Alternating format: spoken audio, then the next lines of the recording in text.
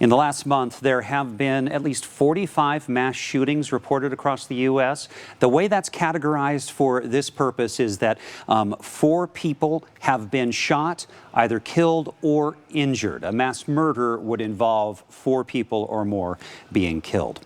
The unfortunate trend started March 16th when 8 people were killed at 3 Atlanta area spas. In total, 71 people have been killed in that time in these shootings just in the past month. Children and police officers have been among the victims. And so in talking about this, I always appreciate getting the perspective of former Salt Lake City Chief Chris Burbank, and I appreciate you taking the time to talk with us here, Chief.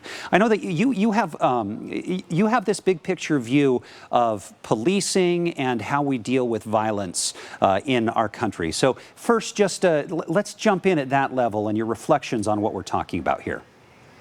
Well, the challenge that we face, and this is whether it's mass shootings or police officer shootings, is we all want to look at that moment in time that the event occurred and how can we do things differently? Should we respond differently? But we are never going to change that outcome until we start to look ahead of that. What precipitates this, right? Access to firearms. What is it about the mental state of those individuals? Where are they coming from? Because that is going to change the outcome as opposed to simply responding after the fact. You know, one thing that I've noticed, Chief, as we've been reporting on these things, often in the gun debate, people say, the people who are more in favor of very loose restrictions on guns, they'll often argue, well, you know, criminals are going to get guns some way or another. But in these shootings we've seen and we've been reporting on in this past month, and I think in the past 2, these are legally bought firearms and often crimes committed by somebody who doesn't have a long record of this kind of thing. Well, absolutely. And we also have to look and compare ourselves to other nations in the world. Yeah. They don't have this problem that we have. And when you look at large Canadian cities, when you look at European cities that are not experiencing the same sort of thing, they do have restrictions. And I am not talking about banning firearms. What I'm talking about is the access to. How can we register firearms? How can we make people go through a process that we can ensure that people who have intent to do harm to someone else do not have the access that they do now? We have learned to accept this level of violence in society in America, where roughly 450 people a day lose their lives to violence. That is unacceptable. Yeah. 1 is too many. You know, it's so how do you do that? How do you have restrictions that don't take away a right? It's such an American cultural question, you know, because it is ingrained in our founding. And so how do you have restrictions without getting in the way of freedom? Well, so Max, only the Second Amendment has no restrictions on it. When you look at speech, time, place, and manner restrictions upheld by the Supreme Court are imposed upon speech. We can do the same with firearms. We have for years restricted access to restricted firearms. Mm-hmm. So shortened barreled, fully automatic.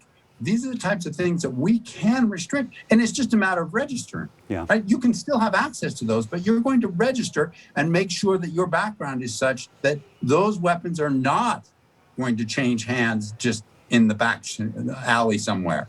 I want to go in another direction here, which is looking at a specific incident. Not this incident. We can be hypothetical because we don't know the exact situation here, but a workplace or a place where you go on a regular basis.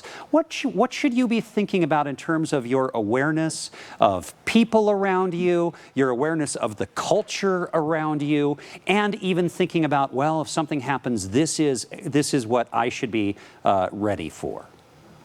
Well, whenever we talk about this, I like to make sure that we are prepared. We are aware and prepared. We are not paranoid. Mm-hmm. Because at the point we become paranoid and hide away and don't access public places, don't access one another, well, then the criminal element wins and overcomes society. So we need to be prepared. One of the things that I think is most important as you look historically at all these types of events that take place Run. Get out of the situation.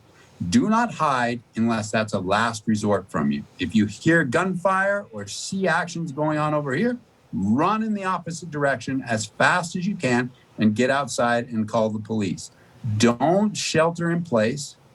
Remove yourself from the situation. And I think you have a higher likelihood, even if you are a moving, this sounds harsh, but a moving target is very difficult to hit. One that's cowering and standing still is not. And you know, the other thing that that comes to mind when you talk about that kind of situational awareness is being aware of the people around you. I guess I wonder about again, we don't know the situation in this. We don't know if this was a workplace thing, if this is somebody who did work at this location, but in terms of the culture around you, of creating a culture where you kind of get a sense of what people are going through, and I wonder if that's important. I'm not even sure if I'm expressing myself well, but you know, if there's somebody who looks like they're getting angry on a regular basis or struggling. Absolutely. I know where you're coming from. Yeah. Those individuals, especially that you work with, right? You start to see signs of anxiety, of stress in people's lives, and it can be brought on by many different things. We need to have a climate in all our workplaces that there's an avenue that we can reach out, that we can send people to counseling without the stigma of, oh, you know, Max is going to the counselor and everyone knows about it. We somehow need to be concerned with the humanity in one another, not standoffish from that. And we need to intervene, right? There are avenues to intervene, and we need to make sure that we make those available to all our employees if we're running a business of any type.